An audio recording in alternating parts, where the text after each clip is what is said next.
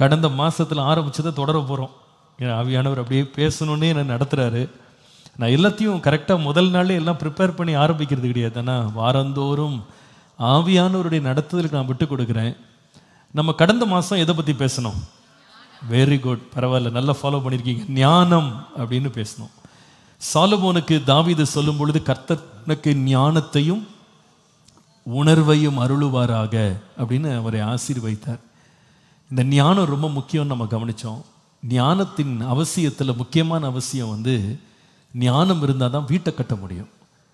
14ஆம் அதிகாரம் நீதிமொழிகள் 1ஆம் வசனத்தில், புத்தியுள்ள மனைவி தன் வீட்டை கட்டுகிறார். மத்தேயு 7ஆம் அதிகாரம் 24ஆம் வசனத்தில், புத்தியுள்ள மனுஷன் தன் வீட்டை கன்மலையின் மேல் கட்டுகிறார். அப்போ மனுஷனாக இருந்தாலும் மனுஷியாக இருந்தாலும் வீட்டை கட்டுறதுக்கு ஞானம் வேணும்.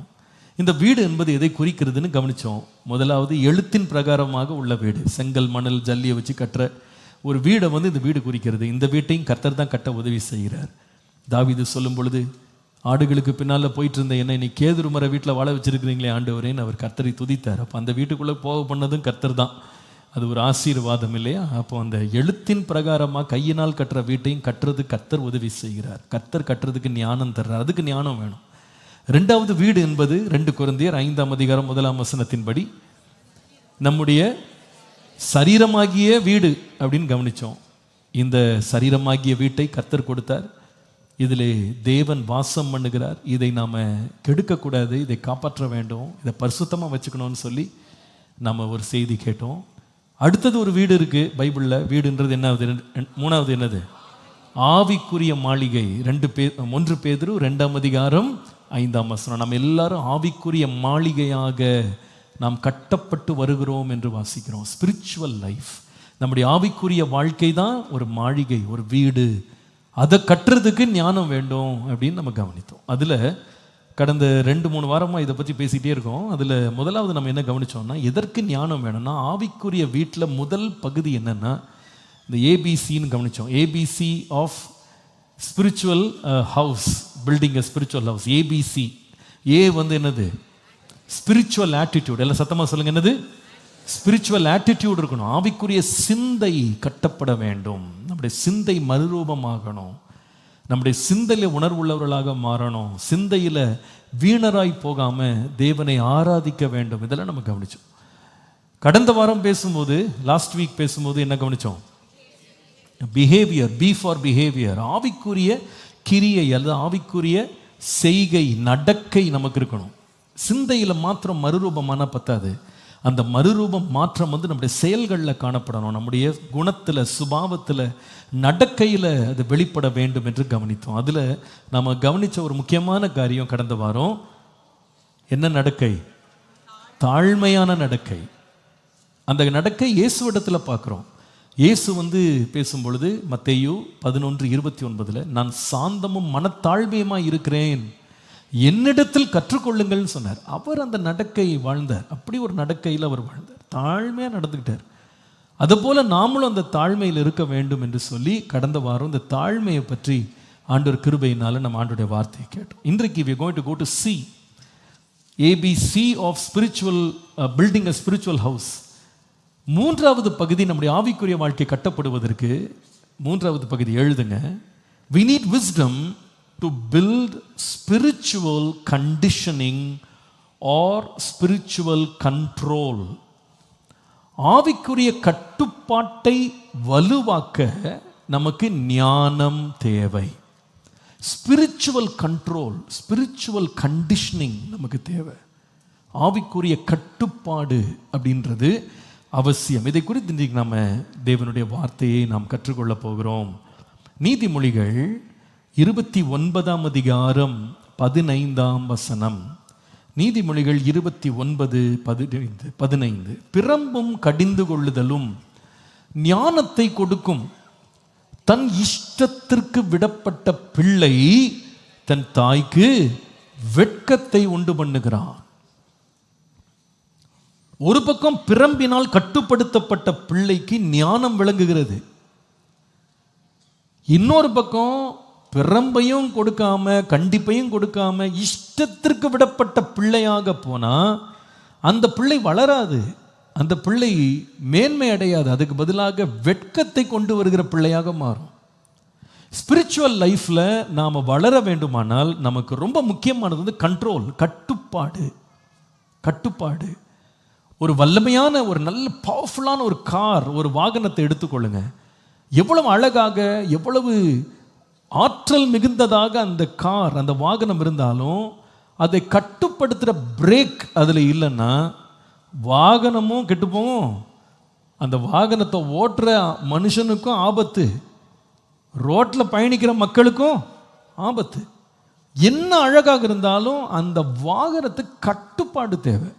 ஆவிக்குரிய வாழ்க்கையில் நம்ம எவ்வளோ வல்லமை பெற்றவர்களாக, வரங்கள் பெற்றவர்களாக, கிருபை பெற்றவர்களாக, நம்ம எவ்வளவோ நம்ம வந்து தேவனால் பயன்படுத்தப்படுகிறவர்களாக இருக்கலாம். ஆனால் ஸ்பிரிச்சுவல் லைஃப்பில் கண்ட்ரோல் அண்ட் கண்டிஷனிங் நமக்கு இல்லை அப்படின்னா we are not going for growth, we are going for destruction. நம்ம வளர்ச்சிக்கு நேராக அல்ல, நம்ம அழிவுக்கு நேராக போய் கொண்டிருக்கிறோன்றதை நம்ம மறந்துடக்கூடாது. நம்முடைய ஆவிக்குரிய வாழ்க்கையில் வேதத்தை நீங்கள் வாசிக்கும் போது பல காரியங்கள் நம்ம கட்டுப்பாடு தேவையாக இருக்குன்னு பைபிள் சொல்லுது. சங்கீதம் 131 சங்கீதத்தை பாருங்க, 1 வசனத்தில் Psalm 131 verse 1, கர்த்தாவே என் இருதயம் இருமாப்புள்ளதல்ல, அது பெருமை உள்ளதல்ல, என் கண்கள் மேட்டிமையானவைகள் கிடையாது, பெரிய காரியங்களிலும் எனக்கு மிஞ்சின கருமங்களிலும் நான் தலையிடுகிறது இல்லை. அப்போ என்ன அங்கே பேசுது? ஒரு பவுண்டரி வச்சுருக்கேன், எல்லாத்துலேயும் தலையிட்டுக்கிட்டு எல்லாத்துலேயும் நான் வந்து என்னுடைய தலையீட்டை நான் கொடுக்கறது இல்லை, எனக்கு மிஞ்சின காரியங்களில் நான் என்ன செய்கிறது இல்லை, தலையிடுகிறது. அப்போ ஒரு கட்டுப்பாடை நான் வச்சுக்கிறேன். I keep a control over my life. I don't want to get involved and interfere in everything. எல்லாத்துலேயும் நான் போய் நான் கை வைத்தேன்னா எதுலேயுமே நான் என்ன பண்ண முடியாது, செழிக்க முடியாது. ஆவிக்குரிய ரீதியிலேயும் நம்ம அழைப்பு என்னவோ அந்த அழைப்பில் நம்ம நிலைச்சிருக்கணும். அவனவன் தான் எந்த அழைப்பில் அழைக்கப்பட்டிருக்கிறானோ அதிலே நிலைத்திருக்க கடவன். அப்போஸ்தலனாகிய பவுல் இதை பற்றி ரொம்ப அதிகமாக பேசுவார். அவர் சொல்லுவார், ஞானஸ்தானம் கொடுக்கும்படி கர்த்தரை அனுப்பவில்லை, சுவிசேஷம் பிரசங்கிக்கிறது தான் கர்த்தரை அனுப்பினார், அதனால் நான் நிறைய பேருக்கு நான் ஞானஸ்தானம் கொடுத்ததே கிடையாது அப்படின்றவார். ஏன்னா எனக்கு அழைப்பு இதுதான், இந்த அழைப்பில் நான் நிற்கிறேன் அப்படின்னு சொல்லுவார். வேதத்தில் நீங்கள் இன்னும் 1 கொரிந்தியர் 10 23 வசனத்தை வாசிக்கும் போது, எல்லாவற்றையும் அனுபவிக்க எனக்கு அதிகாரம் உண்டு, ஆனால் எல்லாம் எனக்கு தகுதியாக இருக்காது. எல்லாவற்றையும் அனுபவிக்க எனக்கு அதிகாரம் இருக்கிறது, எல்லாம் எனக்கு பக்தி விருத்தியை உண்டாக்காது. Though I have the freedom to live as I want, I have to live within my limits. எல்லாத்தையும் செஞ்சேன்னா அது பக்தியை உண்டாக்காது. எனக்கு தெரியணும் இவ்வளோதான் என் லிமிட், இதுக்கு மேலே என்னால் தாண்ட முடியாது. போதும் என்ற மனதுடனே கூடிய தெய்வ பக்தியே மிகுந்த ஆதாயம் என்று வாசிக்கிறோம். I need to know where to set my limits. Spiritual லைஃப்பில் கூட இந்த கண்ட்ரோல் இல்லைன்னா, பிரேக் இல்லாமல் நம்ம எல்லாத்துலேயும் கட்டுப்பாடு இல்லாமல் போவோமானால் நம் காரியங்களை நன்மையை கொண்டு வர முடியாது. நீங்கள் ரோமருக்கு எழுதின நிருபம் 12 3 வசனத்தில் இந்த கட்டுப்பாட்டில் இன்னொரு பரிமாணத்தை பாருங்க.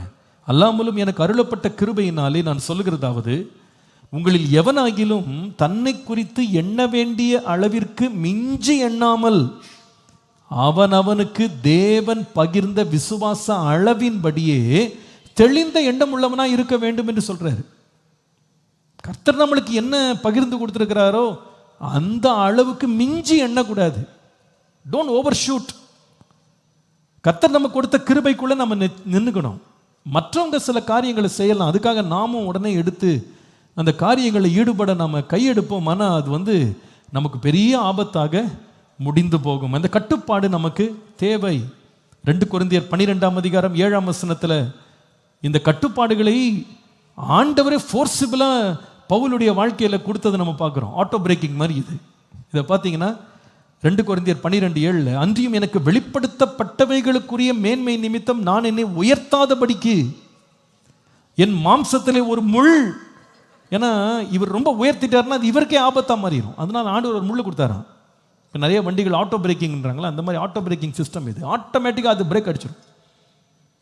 ஏன்னா இதுக்கு மேலே உயர்ந்துட்டீங்கன்னா நீ தொடர்ந்து ஊழியம் செய்ய முடியாதுப்பா, இவ்வளோதான் ஒரு லிமிட், இதோட விட்டுரு அப்படியே. இந்த break it, keep it under control, condition your life. நீதிமொழிகள் 25 28 வசனத்தை பாருங்கள். 25:28, தன் ஆவியை அடக்க அல்லது தன்னுடைய எண்ணங்களை அடக்காத மனுஷன் மதில் இடிந்த பாழான பட்டணம் போல இருக்கிறான் என்று வாசிக்கிறோம். we need to know what is my limit. அவ்வளவுதான். ஸ்பிரிச்சுவல் லைஃப்ல நம்ம தொடர்ந்து வளர்ந்து நம்ம செழித்து நம்ம ப்ராஸ்பர் பண்ணணும் அப்படின்னா you need to know your limits, not to know when to break. இவ்வளவுதான். இந்த கட்டுப்பாட்டுக்குள்ள நான் உட்கார்ந்துக்கணும். அது போல என்னென்ன அடக்க தெரியணும். அந்த அடக்கத்திற்குள்ள அந்த அந்த கண்டிஷனிங், அந்த கண்ட்ரோலுக்குள்ள நம்மளை எப்பொழுது நாள் வைத்துக் கொள்கிறோமோ அவ்வளவு நல்லது. அல்லது நம்முடைய வல்லமை, நம்முடைய அதிகாரங்கள், நமக்கு கிடைத்த மேன்மைகளே நமக்கு ஆபத்தாக மாறிவிடும். அதனால நாவை கூட அடக்கணும்னு தான் போட்டிருக்கு இல்லையா? அது பொல்லாத உலகம் எப்படி குதிரைகளை கடிவாளம் போட்டு அடக்குறாங்களோ அதை போல நம்முடைய நாவை அடக்க வேண்டும். இந்த நாவை அடக்கலைன்னா காட்டையை கொளுத்திரும். அப்போ இந்த கண்ட்ரோலில் கொண்டு வாங்க. என்ன வேணாலும் பேசலாம், என்ன வேணால் செய்யலாம், என்ன வேணால் யோசிக்கலாம், எப்படி வேணால் வாழலாம் அப்படின்னு நம்ம வாழக்கூடாது. தன் இஷ்டத்திற்கு விடப்பட்ட பிள்ளையை போல நாம் வாழக்கூடாது. நாம் கண்ட்ரோல் நமக்கு தெரியணும். நான் நினைக்கிறேன் நம்ம வாழ்க்கையில் இந்த கண்ட்ரோலில் நம்ம எல்லா இடத்துலையும் நம்ம பார்க்குறோம். எல்லாத்துக்குமே ஒரு கண்ட்ரோல் இருக்குது. இந்த கண்ட்ரோலை தாண்டும் போது பிரச்சனைகள் தான் இல்லையா? நம்ம வளர வளர இந்த கண்ட்ரோல்லையும் வளரணும். ஸ்பிரிச்சுவல் லைஃப்பில் கண்ட்ரோலில் வளரணும். ஆவிக்குரிய வாழ்க்கையில் நாம் ஆரம்ப கட்டங்களில் அறியாமல் நிறைய காரியங்களை செஞ்சுருக்கலாம். But as we grow we have to change. Paul சொல்லுகிறான், சிறு பிள்ளையாக இருந்த பொழுது சிறு பிள்ளையை போல பேசினேன், சிறு பிள்ளையை போல நடந்து கொண்டேன், இப்பொழுது நான் புருஷன் ஆகிட்டேன். சிறு பிள்ளைக்குரிய கிரியைகள் எல்லாம் நான் என்ன பண்ணிட்டேன், விட்டுட்டேன். நான் அதெல்லாம் விட்டுட்டேன். ஒரு சிறு பிள்ளையை பாருங்கள், ஒரு கடையில் நீங்கள் அவங்கள கூட்டு போகும்போது ஏதாவது ஒரு பொருளை அவங்க கண்ணால் பார்த்துட்டாங்க அப்படின்னா எந்த இடத்துல நிற்கிறோம், யார் முன்னாடி நிற்கிறோம், என்ன செய்கிறோன்னு கூட அந்த பிள்ளைகளுக்கு புரியாது. அங்கேயே புரண்டுக்கிட்டு அழும். அப்படி தேம்பி தேம்பி அழுது அடம் பிடிக்கும், எனக்கு அதை வாங்கி கொடுத்தா தான் நான் போவேன் அப்படின்னு. இது யாருன்னா ஒரு 2 வயசு 3 வயசு பிள்ளை. அது தெரியாது அந்த பிள்ளைங்களுக்கு, அவ்வளோதான். அதுங்களுக்கு புரிதல் அவ்வளோதான். அதோட விலை என்னன்னு தெரியாது, அது உபயோகம் என்னன்னு தெரியாது, அது உழைக்குமான்னு தெரியாது. பார்த்த உடனே ஆசைப்பட்டு உடனே அதில் தீவிரப்படும். ஆனால் அதே ஒரு 25 வயசு பிள்ளையும் இதே மாதிரி ரோட்டில் புரண்டு அழுதா நம்ம என்ன வாழ்த்துவோம் அந்த பிள்ளைய? என் பிள்ளை தானேங்க அப்படி தாங்க உருளுவாங்க, அப்போதுலேருந்து உருண்டுகிட்டே இருக்கான், 25 வருஷமாக உருளுவாங்க அப்படின்றது பெருமையான காரியம் இல்லை. அப்போ நம்ம என்ன எதிர்பார்க்குறோன்னா, இதே பிள்ளை இந்த ரோட்டில் உருண்ட பிள்ளை தான், அழுத பிள்ளை, அடம் பிடிச்ச பிள்ளை ஒரு வயசு வந்த உடனே பார்த்தீங்கன்னா ரொம்ப டீசெண்டாக மாதிரி இருக்குது. அதிகபட்சம் அதோடைய ரியாக்ஷன் எப்படின்னா உருன்னு உட்காந்துருக்குமே தவிர மற்றபடி அழுகையோ பேசுகிறதோ திட்டுறதோ என்ன சுற்றி பார்க்கும். நம்ம பேரை கெடுத்துடக்கூடாது. 10 பேர் நம்மளை பார்க்குறாங்க, அதோடைய நடவடிக்கைகள் எல்லாம் என்ன பண்ணிருச்சு, மாறிடுச்சு. இட் பிரிங்ஸ் உள்ள கோபம் இல்லைன்னு நினைக்காதீங்க. It still has that same anger. அதுக்கு பிடிக்காத காரியம் நடக்குதுன்னு தெரியுது, ஆனால் வாயை அடக்கி, எண்ணங்கள் அடக்குது, உணர்ச்சிகள் அடக்குது. ஏன் தெரியுமா? I am grown now. Spiritual லைஃப்பில் இந்த கண்ட்ரோல் அப்படின்றது ரொம்ப ரொம்ப முக்கியமானது. நான் ஒரு காரியத்தை சொல்லிடுறேன், போகிற போக்கில் அப்படியே சில காரியங்கள் சொல்கிறது நல்லதுன்னு நினைக்கிறேன். பாருங்கள், நம்ம பரிசுத்தாவின் அபிஷேகத்தை அந்நிய பாஷை அடையாளத்தோடு நம்ம பெற்ற அனுபவம் நமக்கு அநேகருக்கு உண்டு. முதல் நாள் நான் அபிஷேகம் பெற்ற போது நம்முடைய ரியாக்ஷன் எப்படி இருக்குன்னு கேட்டிங்கன்னா, ஐயோ கட்டுப்படுத்தவே முடியாது, அவங்கள கையில் பிடிக்க முடியாது. அப்படி ஒரு பரவசம், ஒரு மகிழ்ச்சி, ஒரு கொண்டாட்டம் வந்துடும். ஆனால் இதே இன்னும் 25 வருஷமாக தொடரக்கூடாது. ஒரு தீர்க்கதரிசியினுடைய ஆவி தீர்க்கதரிசிக்கு என்ன செய்திருக்கிறது, அடங்கி இருக்கிறது. ஸ்பிரிச்சுவலாக வளர வளர வளர you know how to be more composed. எப்படி நாம் கட்டுப்பாடோடு நாம் தேவனை துதிக்க முடியும்னு பழக ஆரம்பிக்கிறோம். ஒரு சைக்கிள் பழகிற போது ஒரு பிள்ளை எப்படி சைக்கிள் ஓட்டும், ரோடையே அளந்துட்டு வரும். ஆனால் அந்த பிள்ளை இப்போ பழகிருச்சு, எப்படி ஓட்டும், ரொம்ப ஸ்டேபிளாக ஸ்டெடியாக ஓட்டும், கம்போஸ்டாக ஓட்டும். ஸ்பிரிச்சுவல் லைஃப்லையும் இந்த மாதிரி ஒரு கட்டுப்பாடு நமக்கு அவசியம். இன்றைக்கி வேகமாக ஒவ்வொரு தேவனுடைய பிள்ளையின் வாழ்க்கையிலேயும் ஆவிக்குரிய வளர்ச்சியை விரும்புகிறவங்க வாழ்க்கையில் கடைபிடிக்க வேண்டிய 3 கட்டுப்பாடுகளை இன்றைக்கு நான் உங்களோடு பேச போகிறேன். So let's right 3 aspects of spiritual conditioning. எழுதுங்கள்.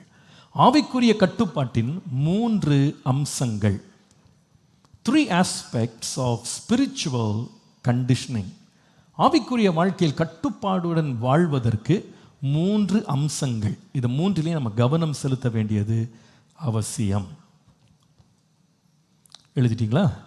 Very good. இப்போ நம்பர் 1, முதலாவது ஆஸ்பெக்ட், முதல் காரியம் எதில் கட்டுப்பாடு? Spiritual conditioning by self control. எழுதுங்கள். இச்சை அடக்கத்தின் அல்லது சுய கட்டுப்பாட்டின் மூலமாக ஆவிக்குரிய கட்டுப்பாடை வளர்த்து கொள்ள வேண்டும். சுய கட்டுப்பாடு, செல்ஃப் கண்ட்ரோல். நாமே சுயமாக நாமவே நம்மை கட்டுப்படுத்த நாம் அறிய வேண்டும். ஆவிக்குரிய வளர்ச்சியில் இந்த நாமே நம்மை கண்ட்ரோல் பண்ணுற ஒரு மெச்சூரிட்டிக்கு, ஒரு முதிர்ச்சிக்கு நாம் வர வேண்டியது அவசியம். 1 கொரிந்தியர் 9:27 பாருங்க. 1 கொரிந்தியர் 9:27. மற்றவர்களுக்கு பிரசங்கம் பண்ணுகிற நான் தானே ஆகாதவனாய் போகாதபடிக்கு என் சரீரத்தை ஒடுக்கி கீழ்ப்படுத்துகிறேன். பவுல் சொல்றார், என் சரீரத்தை வேற யாரோ அடக்கி ஒடுக்கி உட்கார வைக்கிறது இல்லை, என் சரீரத்தை நானே ஒடுக்கிறேன். NIV வெர்ஷன்ல இந்த வசனம் எப்படி இருக்குன்னா, I buffet my body and make it my slave. என் சரீரத்தை ஒடுக்கி அடக்கி அடிமையாக வச்சிருக்கிறேன்னு சொல்லிப்படுறேன். ஏன்னா என் சரீரம் நிறைய காரியங்கள் ஆசைப்படுது, விரும்புது. கண்ணால் பார்க்குறதுக்கெல்லாம் உடனே ரியாக்ட் பண்ணணும், உடனே அதை செயல்படுத்தணும், உடனே அதை அனுபவிக்கணும் அப்படின்னு உள்ள தூண்டுது. ஆனால் நான் அடக்கிறேன். உட்கார், போதும், பார்த்தது போதும், பேசுனது போதும், கேட்டது போதும், ரசித்தது போதும், எழும்பு அப்படின்னு சரீரத்தை நான் அடக்கிறேன், நான் கீழ்ப்படுத்துகிறேன். பிரியமானவர்களே, ஆவிக்குரிய வாழ்க்கையில் வளர விரும்புகிறவங்களுக்கு இந்த ஒரு அடக்க கட்டுப்பாடு தேவை. சில பேர் நினைக்கிறாங்க, ஆண்டவர் இந்த சோதனை நான் விழக்கூடாதுன்னு நினச்சிருந்தா இந்த இடத்துக்கு ஏன் என்ன ஆண்டவர் கொண்டு வந்தார்? இப்படி மொத்த பழி ஆண்டவர் மேலே போடுறது. அதுக்கு தான் பைபிளில் போட்டிருக்கு, உன் சரீரத்தை நீ என்ன பண்ண முடியும்? கட்டுப்படுத்த முடியும். 1 சங்கீதம் 1 துன்மார்க்கனுடைய ஆலோசனையில் நடவாமலும், பாவியின் வழியில் நிற்காமலும், பரியாசக்காரன் உட்கார்ற இடத்துல உட்கார வைக்காமலும், நடக்க வைக்காமலும், அப்படியா போட்டிருக்கு. You take your own prerogative and you take your own effort. நீங்க சுயமாக தீர்மானம் எடுக்கணும். உட்கார மாட்டேன், நிற்க மாட்டேன், நடக்க மாட்டேன்னு நாம தீர்மானம் எடுக்கணும். எங்க சின்ன பிள்ளைய கை பிடிச்சி கூட்டு போவாங்கங்க. ஏன்னா அந்த பிள்ளைக்கு தெரியாது லாரி வருதா கார் வருதான்னு. ஆசைப்பட்டதுக்கு நேராக ஓடி கிராஸ் பண்ணும். எதிர் பக்கத்தில் அவங்க அப்பா இருக்கிறாங்க, அவங்க அம்மா இருக்கிறாங்கன்னா வண்டியை பார்க்கும்போது தானா ஓடிடும், ஆசையில் பாஞ்சு ஓடும். ஆனால் ஒரு பிள்ளை வளர்றான், அந்த வளர்ற பிள்ளை வலது பக்கம் இடது பக்கம் பார்க்கும். டிராஃபிக் எப்படி இருக்கு, என்ன ஆபத்து இருக்கெல்லாம் பார்த்துட்டு பொறுமையாக நின்று, ஆசை இருந்தாலும் அடக்கமாக என்ன செய்யுது, ஒவ்வொரு அடியும் எடுத்து வைக்குது. வேதம் சொல்லுது, ஆவிக்குரிய வாழ்க்கையின் வளர்ச்சியில் பவுல் சொல்றாரு, என் சரீரத்தை நான் அடக்கிறேன். ஏன்னா அது அடங்காத மிருகம். அது இஷ்டத்துக்கு பார்க்கணும், இஷ்டத்துக்கு அனுபவிக்கணும், இஷ்டத்துக்கு கேட்கணும். அதெல்லாம் அது கேட்க தாங்க செய்யும். அது ஆசை தான் படும். மாம்சம் நம்மளை இழுக்கும். நம்ம விரும்புகிறதை செய்யாம வெறுக்கிறதை செய்ய வைக்கிறதுக்கு நம்மளை தூண்டும் சரீரம். ஆனால் நாம் என்ன செய்யணும்னா, ஆவிக்குரிய வாழ்க்கையில் வளரும்போது அடக்கிறோம். நம்ம ஒரு காட்சியை பார்த்துட்டே இருக்கோம் டிவியில், நமக்கு தெரியுது இது சரிப்படலை, இது இது போகிற போக்கு சரியில்லை. ஆஃப் பண்ணுறதுக்கு கையில் என்ன இருக்குது, ரிமோட் இருக்குது, ஆஃப் பண்ணணும். சில இடங்களில் நிற்கக்கூடாதுன்னு நமக்கு தெரியும். கொஞ்ச நேரம் பார்த்தங்க, இது சரிப்படுற மாதிரி இல்லை, கிளம்பிட்டேன். ஃப்ரெண்ட்ஸோட பேசிகிட்டு இருந்தேங்க, பேச்சு டாபிக் எங்கேயோ போகுது, இது தேவனுக்கு பிரியம் இல்லை, நான் கிளம்புறேன். பேசிட்டு இருக்கும்போதே வாய் குளறுது, என்னமோ பேசணுன்ற மாதிரி வந்துருச்சு. சொல்லுவாங்க பாருங்க, வாய் வரைக்கும் வந்துருச்சுன்னு வாங்க பாருங்க, அந்த மாதிரி. அப்போ எதுக்கு 32 லாக்கை கொடுத்துருக்கிறாருன்னா, அடக்கு, இந்த நாக்கை அடக்கி உள்ள வைக்கிறதுக்கு தான் 32 லாக்கு கொடுத்துருக்காரு. அல்லேலூயா. அப்போ அந்த மாதிரி அடக்க வேண்டியது நம்ம தான். சில தடவை கோபத்தில் கை அப்படியே நீளம், அப்படியே நரம்பெல்லாம் புடைக்கும். கையை பார்த்து சொல்லுங்க, இன்னொரு முறை துடிச்ச வெட்டி போட்டுருவேன், எழும்பக்கூடாது கை அப்படின்னு. கை என்ன பண்ணணும், அடக்க வேண்டும். கால்களை அடக்கணும். என் சரீரத்தை நான் ஒடுக்கி கீழ்ப்படுத்துகிறேன். ஆவிக்குரியவன், ஆவிக்குரியவன் சுயமாக நான் என்னை கட்டுப்படுத்த வேண்டும். ஆவியின் கனி 9 சொல்லுங்க. கலாத்தியர் 5:22-23 சொல்லுங்க பாப்பா, சத்தமா சொல்லுங்க. ஆவியின் கனியோ அன்பு, சந்தோஷம், சமாதானம், நீடிய பொறுமை, தயவு, நற்குணம், விசுவாசம், சாந்தம், இச்சை அடக்கம். செல்ஃப் கண்ட்ரோல், இச்சை அடக்கம் அல்லது ஆசைகளை அடக்குவதுதான் ஆவியின் கனி.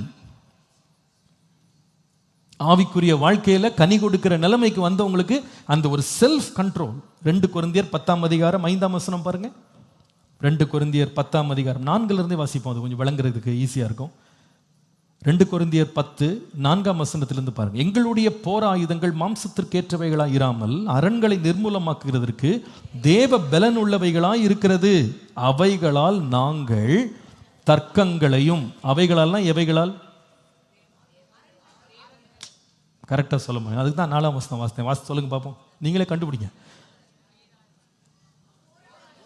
Very good. ஆவிக்குரிய போராயுதங்கள். ஆவிக்குரிய போராயுதங்களால் நாங்கள் என்ன செய்கிறோம்? இப்போ நாங்கள் தர்க்கங்கள், இப்போ 5ஆம் வசனத்தில் நாங்கள் இந்த ஆவிக்குரிய போராயுதங்களால் வெப்பன்ஸ், தி ஸ்பிரிச்சுவல் வெப்பன்ஸை வச்சுக்கிட்டு நாங்கள் என்ன பண்ணுறோம்னா தர்க்கங்களையும் தேவனை அறிகிற அறிவுக்கு விரோதமாக எழும்புகிற எல்லா மேட்டிமையையும் நிர்மூலமாக்கி எந்த எண்ணத்தையும் கிறிஸ்து இயேசுக்குள்ளாக கீழ்ப்படிய என்ன பண்றோம்? சிறைப்படுத்துகிறோம், அரெஸ்ட் பண்றோம். போதும் போ, இதுக்கு மேல நீ யோசிக்க கூடாது. வீண் சிந்தனையை வெறுத்து உம்முடைய வேதத்தில் பிரியமாய் இருப்பேன்னு வாசிக்கிறோம் இல்லையா? சிந்தனைகள் எழும்புங்க, தாறுமாறா எழும்பும்.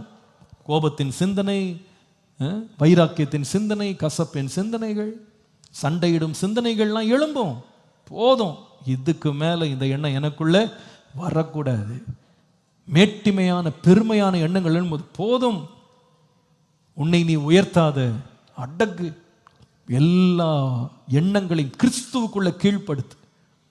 பவுல் கூட இந்த எண்ணங்கள் உள்ளவராக அவர் பழைய வாழ்க்கையில வாழ்ந்தார். அவர் சொல்றார், நான் மேன்மை பாராட்டணும் நிறைய இருக்கு. நான் யூதன், நான் பரிசேயன், பென்யமீன் கோத்திரத்தான், 8ஆம் நாளில் விருத்த சேதனம் செய்யப்பட்டவன், நான் நியாய பிரமாணத்தினுடைய வைராக்கியமாய் வாழ்ந்தவன், குற்றம் சாட்டப்படாதவன், பெரிய லிஸ்ட் இருந்துச்சு. எல்லாம் சொல்லிட்டு சொல்றாரு, நான் இதெல்லாம் பெரிய மேன்மையா நினைச்ச ஒரு காலம் இருந்துச்சு. ஆனா கிறிஸ்துவை நான் என்றைக்கு அறிந்தேனோ எனக்கு மேன்மையாய் தெரிந்தவள் எல்லாவற்றையும் நான் நஷ்டம் என்று எண்ணுகிறேன், அதை குப்பையுமாய் எண்ணுகிறேன். நஷ்டம் என்று விட்டேன், குப்பையாய் என்றேன். அப்போ அந்த எண்ணெல்லாம் வரும் அப்பப்போ. நீ யாரு, நீ எந்த ஊரு, எந்த ஜாதி, எந்த வியாதி, இதெல்லாம் வேணாம். அதெல்லாம் அடக்கணும். விசுவாசி என்ன பண்ணணும்? இன்னும் ரட்சிக்கப்பட்டு 25 வருஷமா இந்த பழைய பேச்செல்லாம் பேசக்கூடாது. அது தேவனை அறியாத நாட்களில் நடந்தேங்க. நான் தேவன் அறியாத காலங்களில் இந்த ஊமையானவைகளெல்லாம் பின்பற்றிக்கிட்டு அது சொல்கிற வழக்கங்கள்லாம் நான் வாழ்ந்துட்டு இருந்தேன். இப்போ நான் கிடையாது. அந்த உலக மாம்ச மேன்மைகள் எல்லாம் எடுத்து சுட்டு போட்டு சாம்பலாக்கி தூக்கி வெளியே போட்டேன். ஒரு ஆமீன் சொல்லுங்கள். அப்படி இருக்கணும். அப்போதான் ஸ்பிரிச்சுவலாக வளர முடியும். சுய கட்டுப்பாடு. You have to do this self control. Self control. வண்டியை ஓட்டும் போது பிரேக்கை நீங்கள் தான் அடிக்கணும், பக்கத்தில் காலில் அடிக்க முடியாது. என் மனைவி பக்கத்துலேருந்து அவங்க அடிச்சிட்டு இருப்பாங்க. ஏன்னா அவங்களுக்கு பயம், நான் மோதிடுவேன். நிறுத்துங்க நிறுத்துங்க நிறுத்துங்கன்னுவாங்க. என்னடா பண்ணுறாங்கன்னு பார்த்தா காலை வச்சு இவங்க பிரேக் அமிச்சிட்டு, அந்த அம்மா எவ்வளோ அழுத்தினாலும் வண்டி என்ன பண்ணாது, நான் தான் நிறுத்தணும். நான் பிரேக்கை பிடிக்கலைன்னா வண்டி நிற்காது. சில பேர் ஆவிக்குரிய வாழ்க்கையில் வளரணும்னு நினைக்கிறாங்க, பிரேக்கே இல்லாமல் வண்டி போயிட்டு, ஏதாவது ஒரு எண்ணம் அந்த எண்ணத்திலே சுற்றுறது. பேச்ச ஆரம்பிச்சா அடக்கிறது கிடையாது. கோபம் அடக்க தெரியல. ஒரு செய்கையில் அப்படியே மூழ்கிற வேண்டியது. பழக்க வழக்கங்கள் அவங்கள மேற்கொண்டு போயிட்டே இருக்கு. This no control, literally no control. இந்த பக்கத்தில் அடுத்த காம்பவுண்ட் அது என்ன, அது இந்த ஆர்டிஓ இருக்கு, ரோட் டிரான்ஸ்போர்ட் ஆஃபீஸருடைய இது பக்கத்தில். டெய்லி நீங்கள் பார்த்தீங்கன்னா திங்கக்கிழமையிலேருந்து வெள்ளிக்கிழமை வரைக்கும் பெரிய பெரிய லாரி, ட்ரெய்லர், காரு, புது வண்டி எல்லாம் இங்கே தான் ரெஜிஸ்ட்ரேஷன் பண்ணுறது, எஃப்சி பண்ணுறது, இதெல்லாம் வரும். அந்த இடத்துல அந்த ஆஃபீஸரில் ஒரு முக்கியமான ஒரு ஆஃபீஸர் இருப்பார். அவர் யார் தெரியுமா? பிரேக் இன்ஸ்பெக்டர்னு ஒருத்தர் இருப்பார். அவர் சர்வீஸ் ஆன வண்டியெல்லாம், பெயிண்ட் அடித்த வண்டியெல்லாம் பார்த்து அப்படியே மயங்கிற மாட்டார். நீ என்ன கோட்டிங் போடு, என்ன ஸ்டிக்கர் ஒட்டி, என்ன நீ மாலை போடு, அதெல்லாம் எனக்கு பிரச்சனை இல்லை. உள்ள ஏறி என்ன பண்ணுவார்? பிரேக்கு வேலை செய்தான்னு செக் பண்ணுவார். ஆண்டவர் கூட இன்னைக்கு கொஞ்சம் பிரேக் இன்ஸ்பெக்டராக உள்ள வந்து பிரேக்கை செக் பண்ணால் நல்லாயிருக்கும். ஹல்லேலூயா. வண்டியில் பிரேக் இருக்குதா இந்த ஆளுக்கு? நாக்கில் அடக்கம் இருக்கா? எண்ணங்களில் பிரேக் இருக்குதா? செயல்களில் பிரேக் இருக்கா? கட்டுப்பாடு இல்லாத வண்டி மாதிரி போயிட்டு இருக்கா? ஆண்டவர் செக் பண்ணணும். என்னை கட்டுப்பாட்டுக்குள்ளே கொண்டு வர கிருபை தாங்க ஆண்டவரே. Self control. எல்லாரும் சொல்லுங்க, என்ன கண்ட்ரோல்? ஓகே. ரெண்டாவது ஸ்பிரிச்சுவல் கண்டிஷனிங். ஸ்பிரிச்சுவல் கண்ட்ரோல் அப்படின்றது ஆவிக்குரிய கட்டுப்பாட்டை நாம் காத்துக்கொள்ள முதலாவது சுய கட்டுப்பாடை நாம வளர்க்கணும். ரெண்டாவது ஒன்று இருக்கு, எழுதுங்க. Spiritual conditioning can be achieved by shepherd's control. ஒரு மேய்ப்பனின் கட்டுப்பாட்டுக்கு நாம் கீழ்ப்படிவதன் மூலமாக ஆவிக்குரிய கட்டுப்பாடுல நம்ம வளர முடியும். மேய்ப்பனுடைய கட்டுப்பாடு எழுதிக் கொள்ளுங்க. Spiritual conditioning by the shepherd's control. எரேமியா 3ஆம் அதிகாரம் 15ஆம் வசனம். உங்களுக்கு என் இருதயத்துக்கு ஏற்ற மேய்ப்பர்களை கொடுப்பேன், அவர்கள் உங்களை அறிவோடும் புத்தியோடும் மேய்ப்பார்கள்.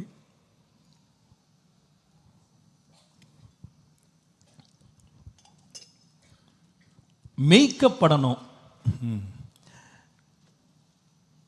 பேதுரு சொல்வாரு, சிதறுண்ட ஆடுகளைப் போல இருந்தீங்க, இப்பொழுது உங்கள் மேய்ப்பனும் கண்காணியுமானவரிடத்திலே திருப்பப்பட்டிருக்கிறீங்கன்னு சொல்வார்.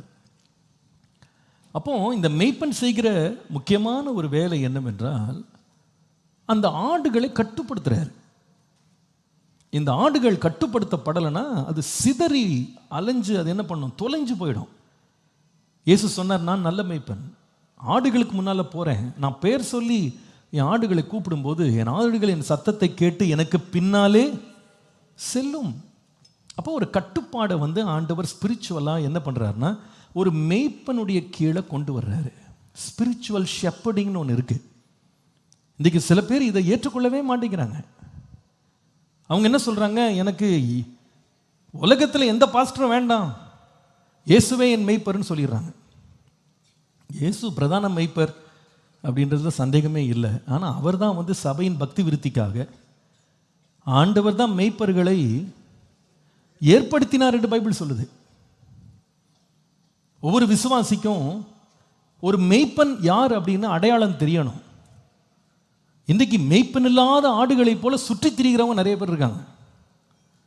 சில பேர் எந்த சர்ச்சுக்குமே போகாம யாரையுமே தன் மெய்ப்பன் அடையாளப்படுத்தாம கர்த்தரே என் மெய்ப்பராக இருக்கிறாருன்னு வீட்டில் உட்காந்துருக்காங்க. அது தவறு. You should know who is your shepherd. அந்த கண்டிஷனிங்க்கு நம்ம வரணும். உங்களை மேய்க்கிறவர்கள், உங்களை நடத்துகிறவர்கள், உங்கள் ஆத்துமாக்களுக்கு உத்தரவாதம் அவங்க செய்கிறபடியால் அவர்களுடைய வாக்கை கேட்டு அவர்களுக்கு அடங்கி இருங்கள்னு சொல்லி நம்ம எபிரேயர்ல வாசிக்கிறோம். அப்போ ஒரு ஒரு சபை அப்படின்றது ஒரு மேய்ப்பனு கீழே அந்த ஸ்பிரிச்சுவல் கவரிங்குள்ள அவங்களோட டீச்சிங்குள்ள அவங்க அடங்கியிருக்க வேண்டியது அவசியம். அதை நடத்துகிறது தான் சபைன்னு ஒன்று வச்சிருக்கிறார். இப்போ சில பேருடைய பிரச்சனை என்னென்னா, ஏங்க நீங்கள் எந்த சர்ச்சுக்கும் போக மாட்டேங்கிறீங்க, ஏன் உங்களுக்கு எந்த பாஸ்டருமே இல்லை. சில பேர் பார்த்தீங்கன்னா இந்த என்ன சொல்லுவாங்க, அது ஸ்பிரிச்சுவல் டூர் மாதிரி வாரம் வாரம் ஒரு சர்ச்சு. அதாவது இந்த பழைய காலங்களில் இந்த ரட்சிக்கப்படாத மக்கள்லாம் பார்த்தீங்கன்னா, இன்றைக்கி நான் வந்து இந்த ஊருக்கு போனேன், அந்த ஊருக்கு போனேன், அந்த கோயிலுக்கு போனேன், இந்த கோயிலுக்கு போனேன்னு ஒரு வேன் எடுத்துக்கிட்டு அப்படியே சுற்றுவாங்க பாருங்க. நார்த்துலேருந்து சவுத் வரைக்கும், ஈஸ்ட்லேருந்து வெஸ்ட் வரைக்கும் எல்லாத்துலேயும் கால் பதிச்சுட்டு வரணுன்றது அவங்க லட்சியமாக இருக்கும். இன்றைக்கி சில விசுவாசிகள் இப்படி ஸ்பிரிச்சுவல் டூரிசமில் இருக்காங்க. வாரம் ஒரு சர்ச், அல்லது எந்த சர்ச்சுக்கு போகிறோன்னு கூட தெரியாது. லேட்டாக எழுப்பிட்டோம், பக்கத்தில் சர்ச் இருக்கா பாரு, சீக்கிரமாக எழுப்பிட்டோம், தூரமாக இருக்க சர்ச்சுக்கு போகலாம். யாருப்பா அவன் மெய்ப்பன் தெரியாதுங்க. சமீபத்தில் என் பையனை வந்து நான் காலேஜில் சேர்க்கறதுக்கு போயிருந்தேன். முதல் நாள் போனால் கூட்டம், ஏராள கூட்டம். எனக்கே பயமாகி போச்சு, இவ்வளோ பேரை இங்கே எப்படி அட்மிஷன் கொடுத்துருப்பாங்க. அப்புறமா தான் புரிஞ்சுது, இதில் வந்ததில் 2 மடங்கு ஜனங்க சும்மா வேடிக்கை பார்க்க வந்த ஜனங்க. பிள்ளைய விடுறதுக்காக வந்த அப்பா அம்மா, ஸ்கூல் இல்லாதனால காலேஜ் இல்லாதனால வந்த தம்பி தங்கச்சி அண்ணன் எல்லாம் வந்து இறங்கியிருக்கு. இந்த மாதிரி நிறைய பேர் சர்ச்சுக்கு வந்து வந்து போகிறாங்க. அட்மிஷன் இருக்கா? ஒன்றும் கிடையாது. மெம்பர்ஷிப் இருக்கா? ஒன்றும் கிடையாது. சுத்த வேண்டியது. இங்கே அங்கே சுற்றி, அங்கே சுற்றி, இங்கே சுற்றி, இங்கே சுற்றி, இப்படியே சுற்றி அலைவாயிறது. சில பேருக்கு ஒரு புது வெளிப்பாடு. யூடியூப்ல யாரோ சொன்னாங்க, அங்கே சொன்னாங்க, இங்கே சொன்னாங்கன்ட்டு. எந்த பாஸ்டர் உருப்படி? ஒரு பாஸ்டரும் நல்லவன் இல்லை, அதனால நான் இந்த சர்ச்சுக்கும் போறதில்லை. இது புது விளக்கம். நான் தயவா உங்களுக்கு சொல்றேன், நான் உண்மையா உருப்படி கிடையாது. என்கிட்ட இருக்கிற ஜனங்களும் உருப்படி கிடையாது. யாருமே இங்க பூரணர் கிடையாது. ஒரே பூரணர் இயேசு தான். அவரை பார்த்து நடக்கிறோம், அவ்வளவுதான். பவுல் சொல்றாருல்ல, பவுல் சபைக்கு வந்து அவர் உபதேசம் பண்ண அவ்வளோ பெரிய அப்போஸ்தலன் சொல்றாரு. நான் தேறினவனானேன், முற்றும் தேறினவனானேன் அப்படின்னு நான் சொல்ல மாட்டேன். பின்னானவைகளை மறந்து முன்னானவைகளை நாடி கிறிஸ்து இயேசுக்குள்ளாக கர்த்தர் எனக்கு கொடுத்த பரம அழைப்பின் பந்தய பொருளுக்காக லக்கை நோக்கி ஓடுகிறேன். அவரே சொல்றார், நான் தேரலப்பா, ஆனால் நான் லெட்டர் எழுதினேன். ஆனால் நான் ஒன்றும் தேர்னமே, எல்லாம் அறிஞ்சிக்கிட்டேன், முற்றிலும் அடைஞ்சிட்டேன்னு நான் சொல்லலப்பா. I am also learning. அதனால தயவு செய்து இந்த ஆர்கியூமெண்ட்டை வச்சுக்கிட்டு நான் எந்த சர்ச்சுக்கும் போறது இல்லைங்க, எந்த பாஸ்டரும் சரியில்லை அப்படின்னு சொல்லி நீங்க வந்து தயவு செய்து எஸ்கேப் ஆகலாம்னு நினைக்காதீங்க உங்க ரெஸ்பான்சிபிலிட்டியிலிருந்து. இன்னைக்கு யாருக்கு இந்த வார்த்தை தீர்க்க தரிசன வார்த்தையோ தெரியல. ஆன்லைனில் கேட்குறீங்களோ நேரடியாக வந்தீங்களோ தெரியாது.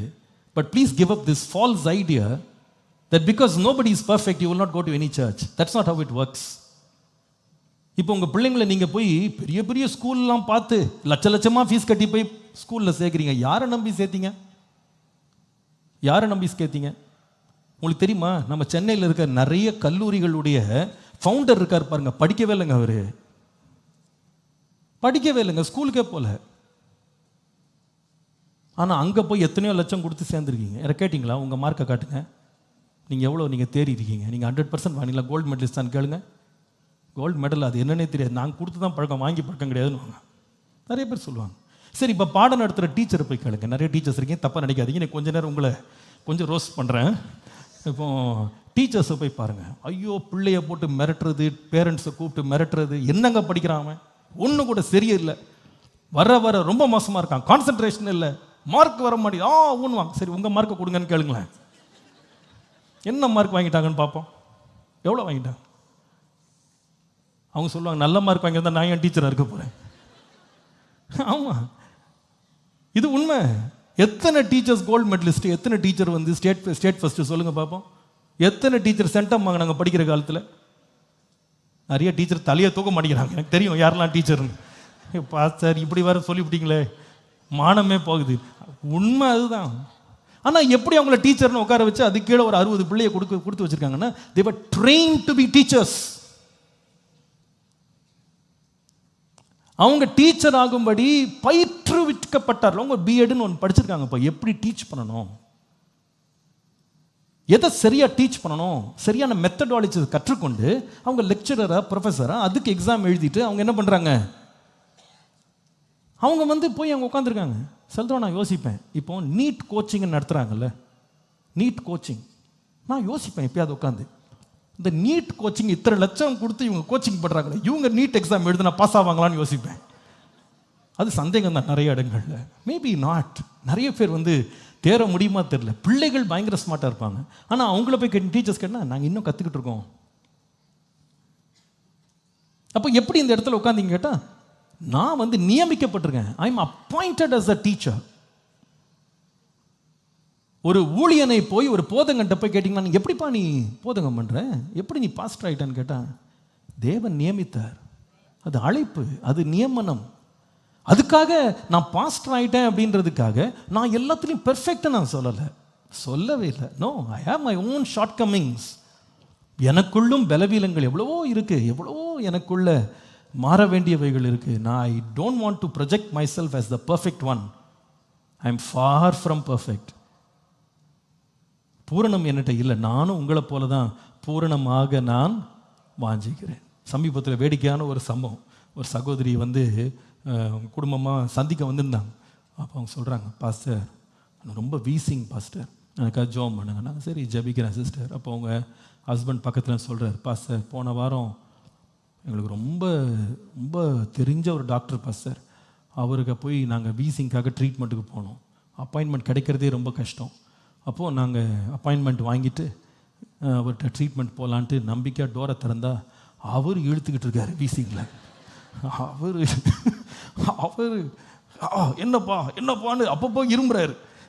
என் மனைவி என்ன பார்க்குறாங்க, நான் என் மனைவியை பார்க்குறேன். என் மனைவிக்கு இதே பிரச்சனை இருக்குன்னா இவர் இதுக்கு மேலே இருமிகிட்டு இருக்காரு. அப்போது எங்களுக்கு கொஞ்சம் என் மனைவிக்கு தைரியம், ஏங்க நாங்கள் உங்கள்கிட்ட ட்ரீட்மெண்ட் வாங்கலாம்னா நீங்களே இன்னங்க இந்த மாதிரி இருக்கீங்க, நீங்கள் வீசிங்கில் இருக்கீங்க. அவர் சொன்னாரா, ஏம்மா எனக்கு மட்டும் என்ன மேலேருந்து வந்தால் உடம்பு வந்துச்சு, உன் உடம்பு தான் எனக்கு இருக்குது, உன் பலவீனம் தான் எனக்கு இருக்குது, எனக்கு கூட ஒரு வாரமாக வீசிங் தாம்மா, நானும் மருந்து போட்டுக்கிட்டு இருக்கேன். அப்போ தான் நினச்சிக்கிட்டேன் நம்மளும் அது மாதிரி தானே, நம்ம எல்லாரும் அதே மாதிரி தானே இருக்கோம். none of us are perfect. இதுக்கு எது சொல்ல வந்தேன்னா, எனக்கு அப்படியே கோல்டு மெடல் வாங்கின 100% எல்லாத்துலேயும் வாங்கினவர் தான் எனக்கு டீச்சராக இருக்கணும்னு நீங்கள் எதிர்பார்க்க முடியாதோ, அதே போல் பெர்ஃபெக்டாக இருக்கிறவர் தான் உங்களுக்கு பாஸ்டர் நீங்கள் எதிர்பார்க்க முடியாது. அஃப்கோர்ஸ் அதுக்காக என்ன வேணால் அக்கிரமம் பண்ணலாம், நான் பாஸ்டராக ஏற்றுக்கொள்வேன் நான் சொல்லலை. Of course there are some basics, சில அடிப்படைகள் இருக்கிறது என்பதில் சந்தேகமே கிடையாது. ரோட்டில் போயிட்டு இருக்கவங்களாம் டீச்சர் ஆக முடியாது இல்லையா? ஒருத்தர் டீச்சிங்கில் குடிச்சிட்டு வந்தார், அவர் டீச்சர் நம்ம ஏற்றுக்கொள்ள முடியுமா? கிடையாது.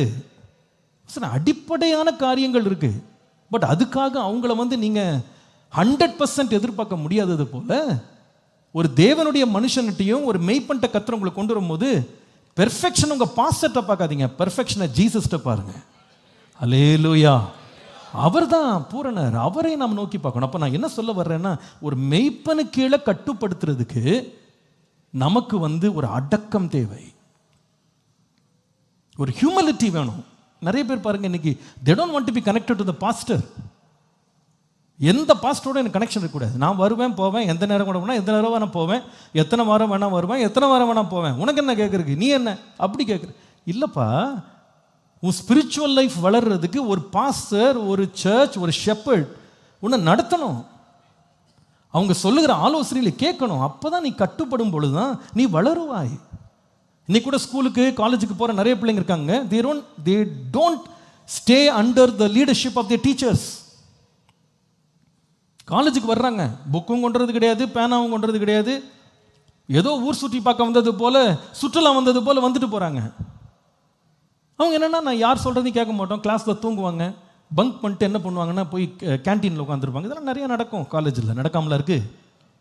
இது எப்போ வெளியே தெரியும்னா, செமஸ்டர் எக்ஸாமில் நிற்பார் பாருங்க, அப்படி தாழ்மை முகத்தோட, அப்போ தெரியும்.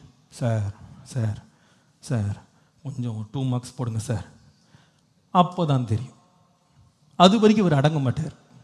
நிறைய டீச்சர்ஸ் பார்த்தீங்கன்னா விட்டுருவாங்க, போ போ போ வருவல்ல, திருப்பி வருவல்ல. எக்ஸாம் முடியும் போதும் சேட்டையை நாங்கள் பார்க்குறோம். சபையிலையும் அதே போல தான்.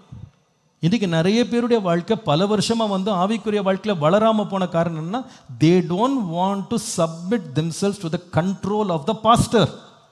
நீ என்ன சொல்ல, நான் என்ன செய்ய, என் இஷ்டப்படி நான் வாழ்வேன். See, this is not the way you live. Spiritual leadership அப்படின்றத ஆண்டவர் நமக்கு தந்திருக்கிறார்.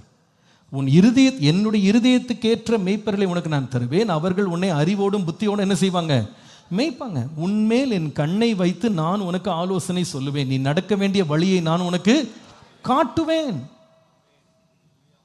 உன் சுய புத்தியின் மேல் சாயாதப்பா, உன் முழு இருதயத்தோடு கர்த்தரில் நம்பிக்கையாயிரு, உன் வழிகளில் எல்லாம் அவரை நினைத்துக்கொள், அப்பொழுது அவர் உன் பாதைகளை செவ்வையாக்குவார். சில பேர் பாருங்க, பிரசங்கம் நல்லா கேட்க வந்துருவாங்க, அட்டெண்டன்ஸ் கரெக்டாக இருக்கும், சர்ச்சில் அட்டெண்டன்ஸ் ஒன்றும் மாறாது. ஒரு போதகற்ற எங்கெங்க போறீங்க, ஏசி ஆவடிங்க, யார் பாஸ்டர், பாஸ்டர் கேப்ரியல் தான் பாஸ்டர். இன்ட்ரடக்ஷன்லாம் சூப்பராக இருக்கும். ஆனால் பிரசங்கம் கேட்டு முடிச்சுட்டு, என்னப்பா எப்படி பிரசங்கம் சூப்பருங்க, செம்மையாக டீச் பண்ணுவார், நல்லா இருக்கும், செய்வீங்களாப்பா? அதெல்லாம் செய்ய முடியுமாங்க? பாஸ்டர் அப்படி தான் பேசுவார், எல்லாம் செய்ய முடியுமா? இது சில பேருடைய வழிமுறை. அப்படி தாங்க சொல்லுவார். அவர் சொல்லுவார், மனப்பாட வசனம் படிக்கணுவார், அதெல்லாம் படிக்க மாட்டோங்க. நாங்கள்லாம் கேன்டீனில் தான் உட்காந்துருப்போம். படிக்கவே மாட்டோம் நாங்கள். அந்த பாஸ்டர் சொல்லுவார், டைரி எடுத்துகிட்டு வாப்பா, நோட்ஸ் எடுப்பா. அந்த பாஸ்டர் சொல்லுவார், ஜெபத்துக்கு வாப்பா, வர்ஷிப்புக்கு வாப்பா சொல்லுவாருங்க. அவர் சொல்லுவாருங்க, ஏதாவது போய் ஐக்கியத்தில் போய் சேர்ப்பா. அவர் அப்படி தாங்க, அவர் வேலை என்ன இருக்குது இதான் சொல்லுவார். பாஸ்டர்னா அப்படி தான் சொல்லி ஆகணும் சொல்லுவாருங்க. நம்மெல்லாம் செய்ய மாட்டோம். தன் இஷ்டத்திற்கு விடப்பட்ட பிள்ளை. சில பேர் குடும்பத்தில் பிரச்சனைன்னு வருவாங்க, நம்ம மணி நேரத்தை ஒரு 4 மணி நேரம் எடுத்துருவாங்க. அமைதியாக கேட்டிருப்பாங்க. முடிச்ச பிறகு, என்னப்பா மனைவியை கூட்டு போறியா? அதெல்லாம் முடியாது பாஸ்டர். அப்போ நினைப்பேன், நீ எதுக்கு வந்த? இவ்வளோ நேரம் தன் மனைவியை பற்றி குறை சொல்லி, தன் கணவனை பற்றி குறை சொல்லிட்டு ஆலோசனை கேட்டாங்க. ஆனால் என்ன பண்ணலை? எத்தனையோ சம்பவங்களை என் லைஃப்பில் நான் சொல்ல முடியும். நான் யோசிக்கிறேன், அந்த குடும்பங்கள்லாம் அந்த ஒரு செஷனில் நான் கொடுத்த ஆலோசனையை கேட்டிருந்தா அவங்க குடும்பம் வேறு மாதிரி போயிருக்கும். வேறு லெவலில் அவங்க அவங்க பழைய கோபங்கள், வருத்தங்கள், பிரிவினைகள்லாம் விட்டுட்டு எங்கேயோ போயிருக்கலாம்.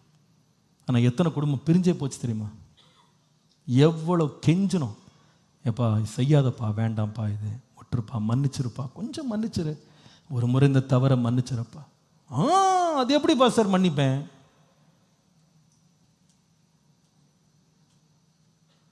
எங்க கர்த்தர் நம்முடைய ஸ்பிரிச்சுவல் லைஃப்பில் க்ரோ பண்ணுறதுக்கு தான் ஒரு சர்ச்சில் நம்மளை கொண்டு வந்து வச்சு நம்மளுக்கு ஆலோசனை தருகிறார்.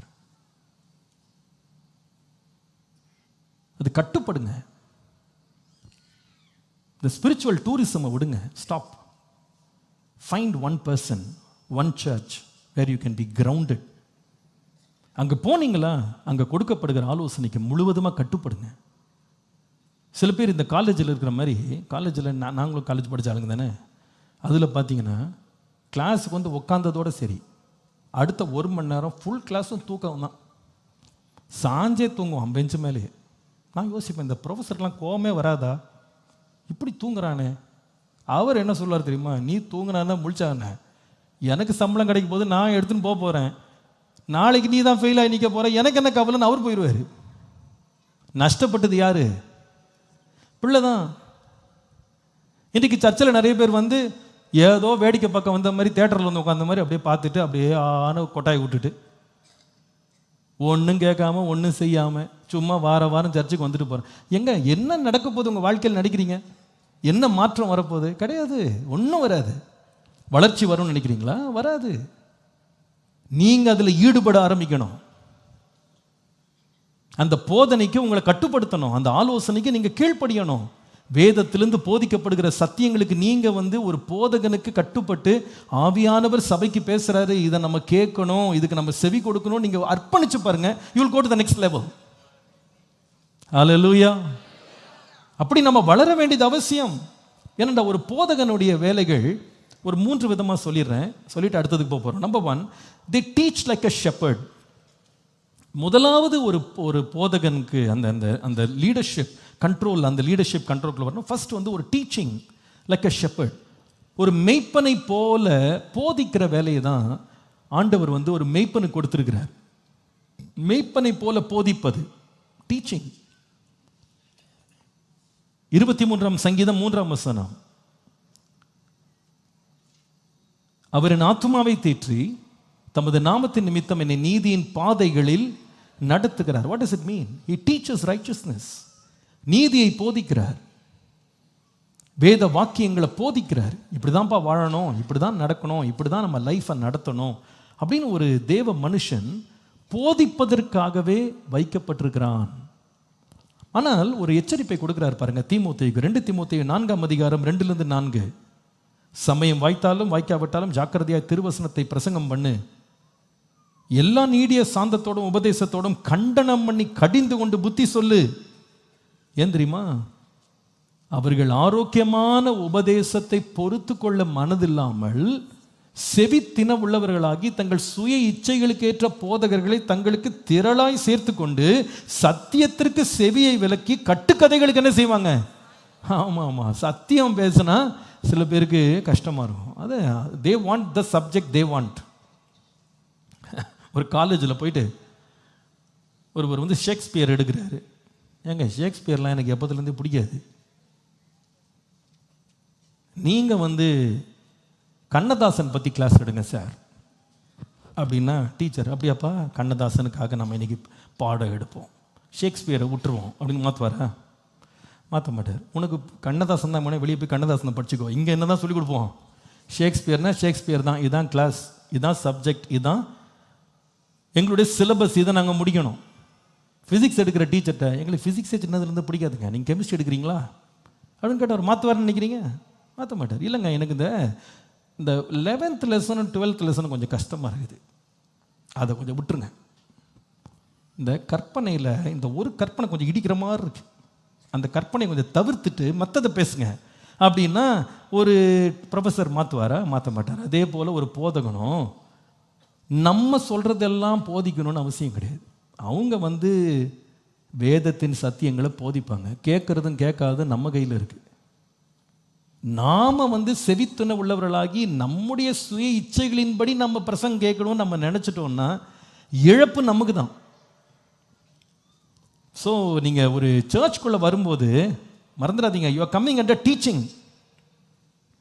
God is teaching us. ஒரு சர்ச்சுக்குள்ளே கொண்டு வந்து டீச் பண்ணுறாரு, சமயத்துக்கேற்ற வார்த்தையை கொடுத்து போதிக்கிறார், நடத்துகிறார். வழி இதுவே, இதில் நடவுங்கள் என்ற சத்தம் பின்னால் என்ன செய்யும்? தொனிக்கும். அல்லேலூயா. அப்போ டீச்சிங்.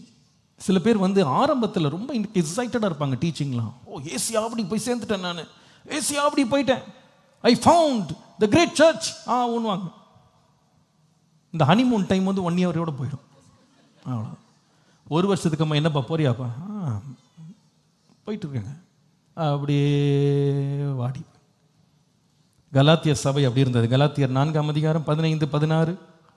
அப்பொழுது நீங்கள் கொண்டிருந்த ஆனந்த பாக்கியம் எங்கே? உங்கள் கண்களை பிடுங்கி கொடுக்க வேண்டுமானால் அப்படியே செய்திருப்பீர்கள் என்று சொல்லுகிறேன். நான் உங்களுக்கு சத்தியத்தை சப்ஜெக்டை ஒழுங்காக போதிச்சதுனால உங்களுக்கு சத்ருவா மாறிட்டேன் நான் கேட்குறாரு. இப்போ உங்களுக்கு என்ன பார்த்தாலே பிடிக்க மாட்டேங்குதுன்னு அப்படின்றார். ஏன்? சத்தியத்தை போதிச்சேன். கட்டுக்கதை போதிச்சிருந்தா ரொம்ப சந்தோஷமாக வார வாரம் நல்ல கதை கேட்டு என்ஜாய் பண்ணியிருக்கலாம்.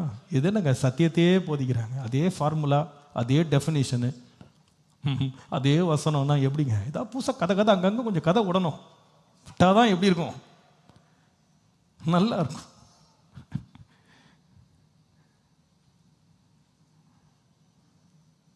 ஒரு சர்ச்சுக்குள்ளே வர்றது எதுக்குன்னா போதிக்கப்பட.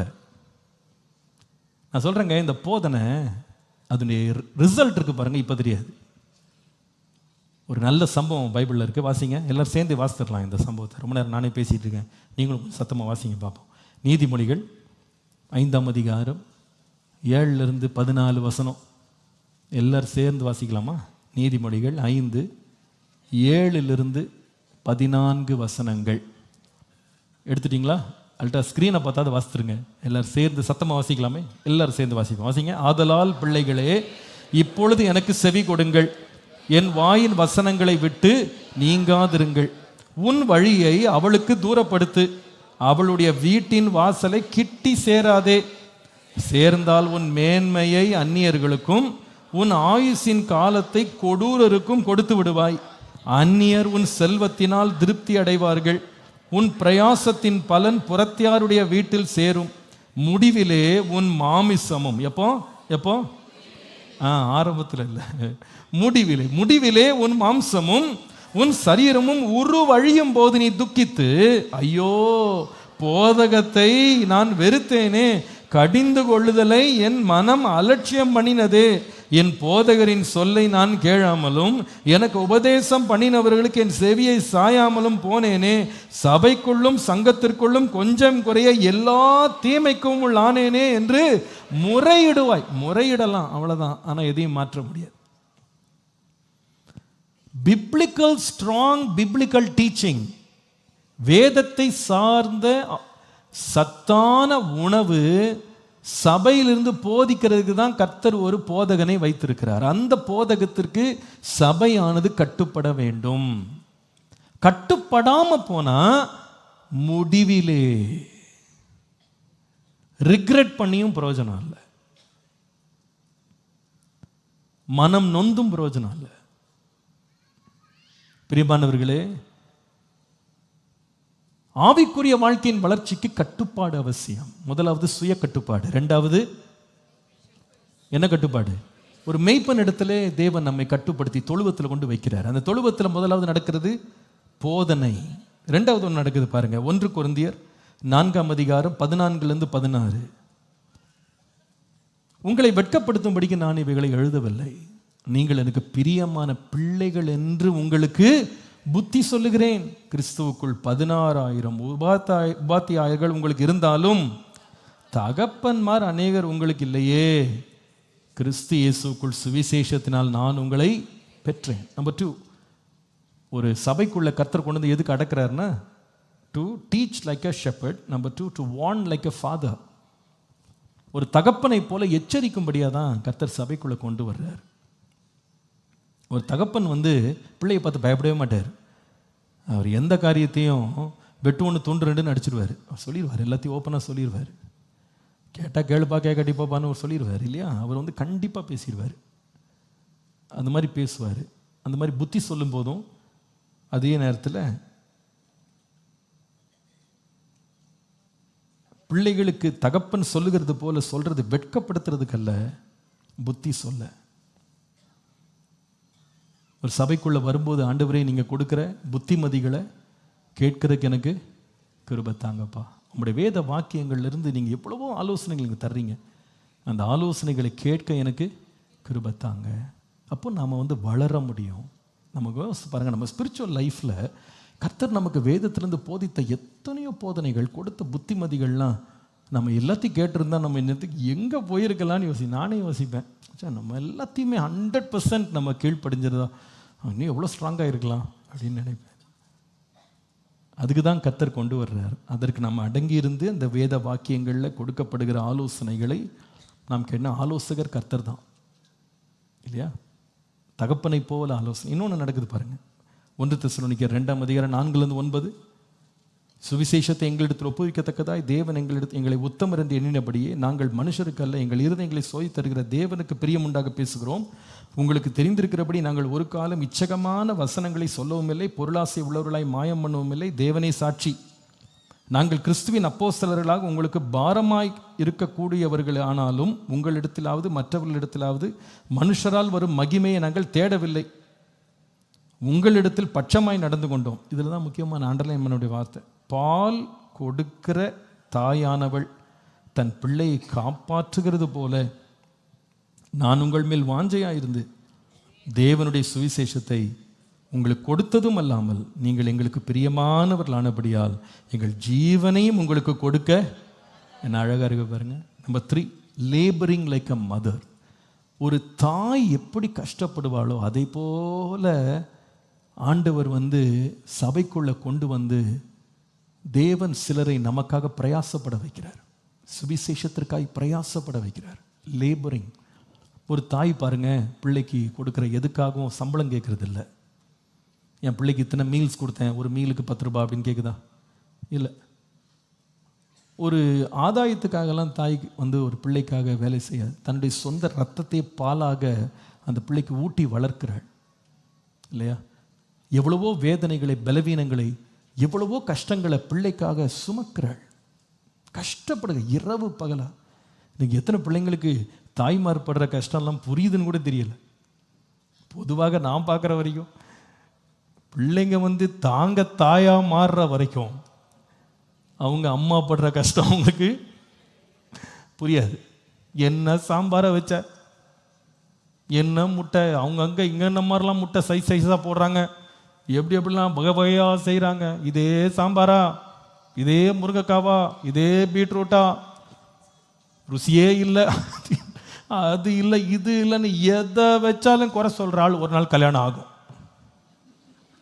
அப்போ வரும் பாருங்க ஃபோனு, அம்மா எப்படிம்மா ஆம்லேட் போடுறது, கல்லை எப்படி வைக்கிறது, ஸ்டவ்வை எப்படி ஆன் பண்ணுறது, சாம்பார் மஞ்சள் கலரில் இருக்குமா ஆரஞ்சு கலரில் இருக்குமா, நான் வச்ச கலர் ரெட் கலரில் வந்துருக்குது. அப்பதான் அம்மாவுடைய மேன்மை புரியும். இன்னும் ஒன்று பிறக்கும் பாருங்க, அப்போ ரொம்பவே புரிஞ்சிடும். அது வர்றது கேட்கும் பாருங்க, வகை வகையா. நமக்கு ஒரு வகையை தாண்டதே பெரிய கஷ்டம். அப்பதான் நினைப்போம், நம்ம அம்மா சாம்பார் எவ்வளோ நல்லா இருந்துச்சு.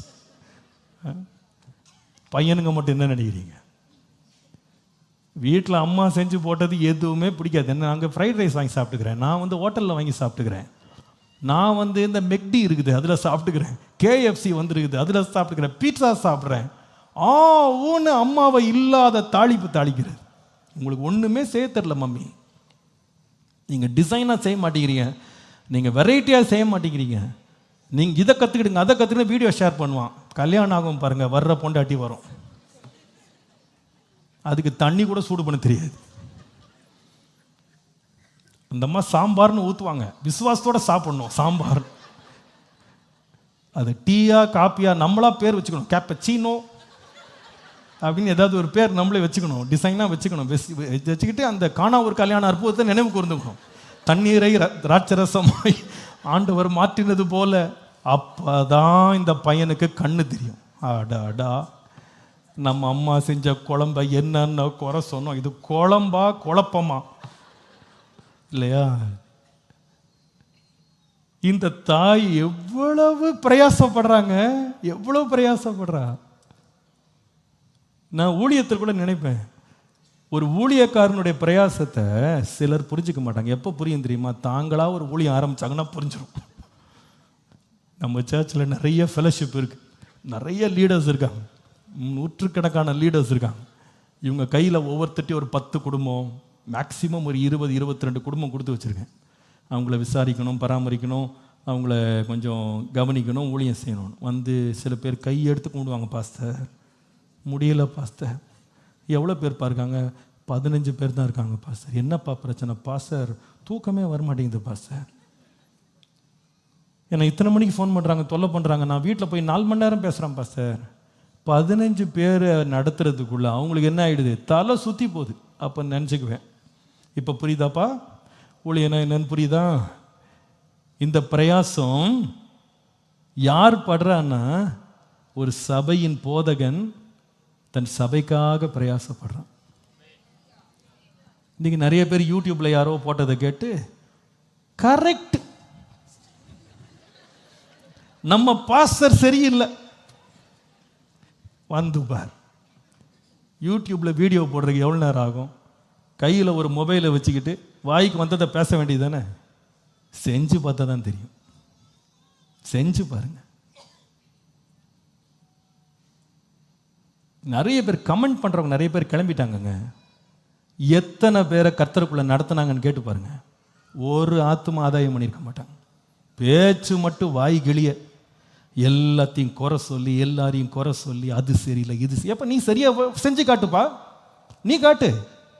எல்லாரையும் பேசுனதில்ல, நீ செஞ்சு காட்டுப்பா, நாங்கள் பார்க்க விரும்புகிறோம். செஞ்சு காட்டுறக்கு ஆள் இருக்காங்களாங்க? மாடல் பண்ணுறக்கு ஆள் இருக்காங்களா? கிடையாது.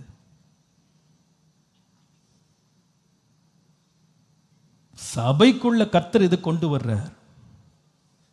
ஒரு மெய்ப்பனை போல போதிக்க, தகப்பனை போல எச்சரிக்க, தாயை போல அரவணைச்சு அவங்களுக்கு பிரயாசப்பட. அந்த இடத்துல என்ன செய்யணும்னா அடங்கி இருக்க வேண்டும். நீங்கள் இது வரைக்கும் ஆன்லைனில் கேட்குறவங்களுக்கு அன்பா சொல்கிறேன், please find a local church. நீங்கள் ஒரு சபைக்கு போய் ஒரு போதகர் இடத்துல நீங்கள் கட்டுப்பட்டுருங்க. போய் நீங்கள் ஐக்கியம் பாராட்டுங்க.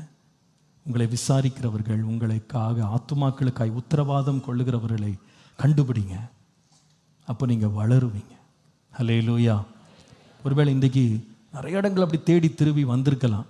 சில பேர் உண்மையாக நல்ல சபை வேணும் அப்படின்னு தேடுறவங்க இருக்காங்க. நான் உங்களை குறை சொல்லலை, உண்மையாக தேடுறாங்க. ஆனால் சில பேர் தேடுறதே வேலையாக வச்சுருக்காங்க. எந்த சர்ச்சிலையும் செட்டில் ஆக மாட்டாங்க. எங்கேயும் அப்படி இருக்கக்கூடாது. சர்ச்சுக்கு வரீங்களா? அந்த இடத்துல கர்த்தர் நம்ம கொடுக்குற ஆலோசனைகள், போதனைகளை கீழ்ப்படிங்க. யாருக்கோ சொன்னாங்கன்னு நினைக்காதீங்க. கர்த்தர் என்னோடு பேசுகிறார். ஆவியானவர் சபைக்கு சொல்லுகிறதை காது உள்ளவன் கர்த்தர் நல்லவர். கடைசியாக இன்னொரு கண்டிஷனிங் இருக்கு. முதலாவது spiritual conditioning by self control. எல்லாரும் சொல்லுங்க, என்னது? ஆமாம், சுய கட்டுப்பாடு. ரெண்டாவது ஷெப்பர்ட்ஸ் கண்ட்ரோல், ஒரு மேய்ப்பனுடைய கட்டுப்பாடு. மூன்றாவது ஒன்று எழுதுங்க, spiritual conditioning by spirit's control. ஆவியானவருடைய கட்டுப்பாட்டின் மூலமாக தான் ஆவிக்குரிய வாழ்க்கையில் வளர முடியும். ஆவியானவர் கொடுக்கிற கட்டுப்பாடு, ஆவியானவர் கீழே நம்மளை கட்டுப்படுத்துகிறது. ரோமர் 8ஆம் அதிகாரம் 14ஆம் வசனம், மேலும் எவர்கள் தேவனுடைய ஆவியினாலே நடத்தப்படுகிறார்களோ அவர்கள் தேவனுடைய புத்திரராயிரு. அப்போ ஆவியானவர் யார் என்றால் நடத்துகிறவர். எல்லாரும் சொல்லுங்க, ஆமா, நடத்துகிறவர். கண்டிஷன் பண்றார், நம்மளை கண்ட்ரோல் பண்றார். அவர் நம்மை நடத்துவார், போதிப்பார். பாவத்தை குறித்தும் நீதியை குறித்தும் வரப்போகும் நியாய தீர்ப்பை குறித்தும் கண்டிப்பார். அவர் உணர்த்துவார், கைட் பண்ணுவார். நம்ம லைஃப்ல சில பேர் செல்ஃப் கண்டிஷனிங்கோட நம்ம வாழ்ந்திருக்கலாம், சுய கட்டுப்பாடு இருக்கு பாஸ்டர். ஆனால் எத்தனை பேர் சொல்ல முடியும், ஆவிக்குரிய பிலீவர்ஸ் எத்தனை பேர் சொல்ல முடியும், pastor every day I actually seek the guidance of the Holy Spirit in my life. என் வாழ்க்கையில் பரிசுத்த ஆவியானவர் என்னை நடத்தணும்னு நான் விரும்புகிறேன், நான் வாஞ்சிக்கிறேன், நான் அதுக்காக ஜோம் பண்ணுறேன், அதுக்காக காத்திருக்கிறேன்னு சொல்கிற அனுபவம் எத்தனை பேருக்கு உண்டு? நான் தாழ்மையாய் சொல்லுகிறேன், நீங்கள் பெற்று உங்களில் தங்கி இருக்கிற ஆவியானவர் சகல சத்தியத்திற்குள் உங்களை நடத்துவார், உங்களை போதிப்பார், உங்களை போதிப்பார். நான் உங்களுக்கு அன்பாக சொல்கிறேன், இங்கே நிறைய பெரியவங்க, வாலிப பிள்ளைங்க நிறைய பேர் இருக்கிறீங்க, ஆஃப் ஆல் ஏஜஸ். ஒரு பழக்கத்துக்குள்ளே வாங்க. காலையில் எழுந்த உடனே ஒவ்வொரு நாளும் ஜெபம் பண்ணுங்க, Holy Spirit guide my steps. என் நடைகளை நீங்கள் உறுதிப்படுத்துங்க, என்னோடு பேசுங்க ஆண்டவரே, எனக்கு போதிச்சு என்னை நடத்துங்க. என் வாயின் வார்த்தைகள், என் இருதயத்தின் தியானங்கள் உமக்கு பிரியமாக இருக்கட்டும். நான் எடுக்கிற எல்லா தீர்மானங்களில், என்னுடைய முடிவுகளில் ஆவியானவருடைய தலையீடு இருக்கட்டும். நீங்கள் என்ன நடத்துங்க. டெய்லி ஜெபம் பண்ணுங்க ஆண்டவரே, உங்கள் வழிகளை கர்த்தருக்கு ஒப்பு கொடுங்க. நீதிமொழிகள் 3:5, உன் சுய புத்தியின் மேல் சாயாமல் உன் முழு இருதயத்தோடும் கர்த்தரில் நம்பிக்கையாக இருந்து உன் வழிகளில் எல்லாம் அவரை நினைத்துக்கொள், அப்பொழுது அவர் உன் பாதைகளை சபைப்படுத்துவார். நீதிமொழிகள் 3:5-6.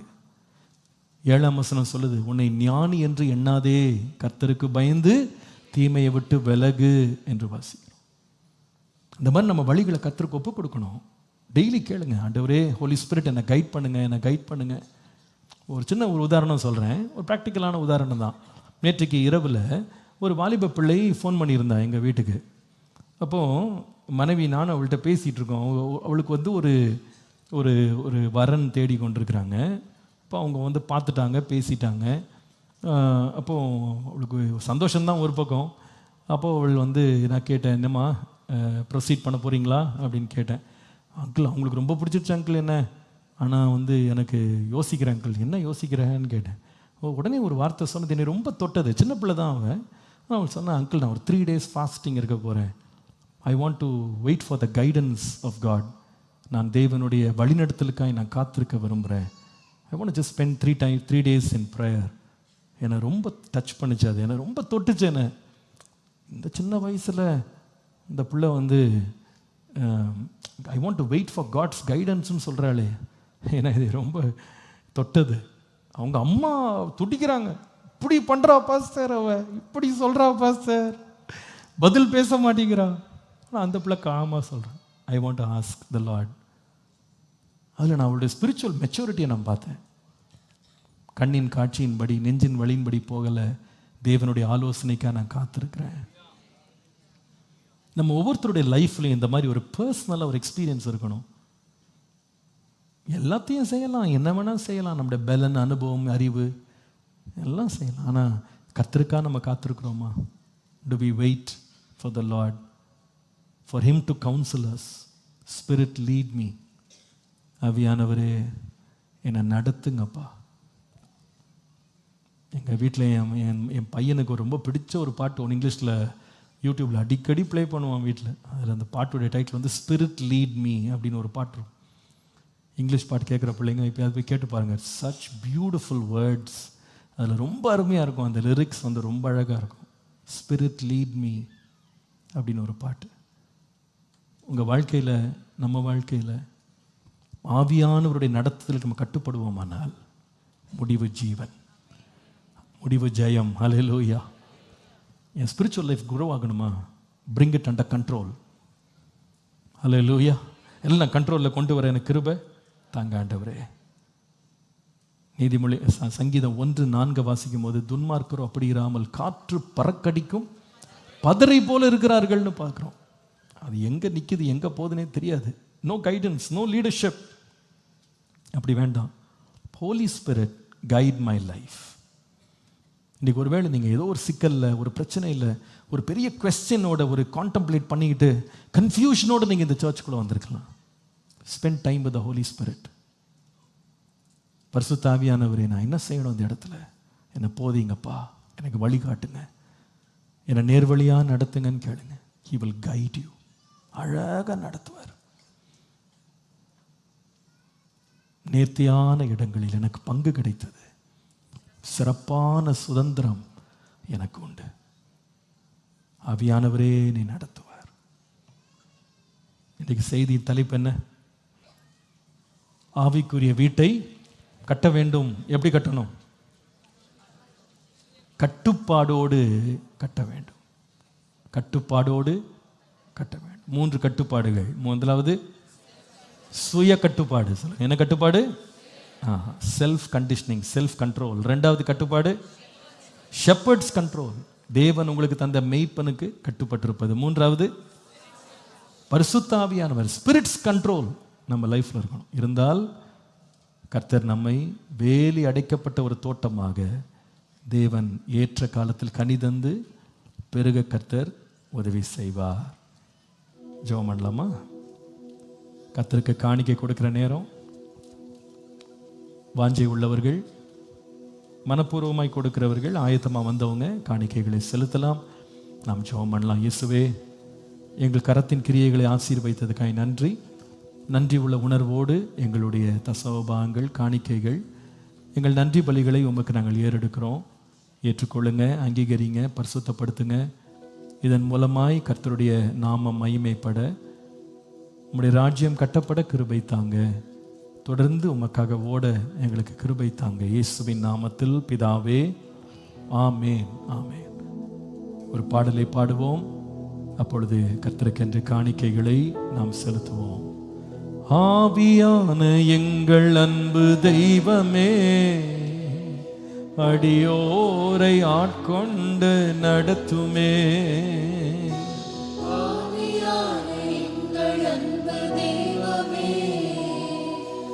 அடியோரை ஆட்கொண்டு நடத்துமே.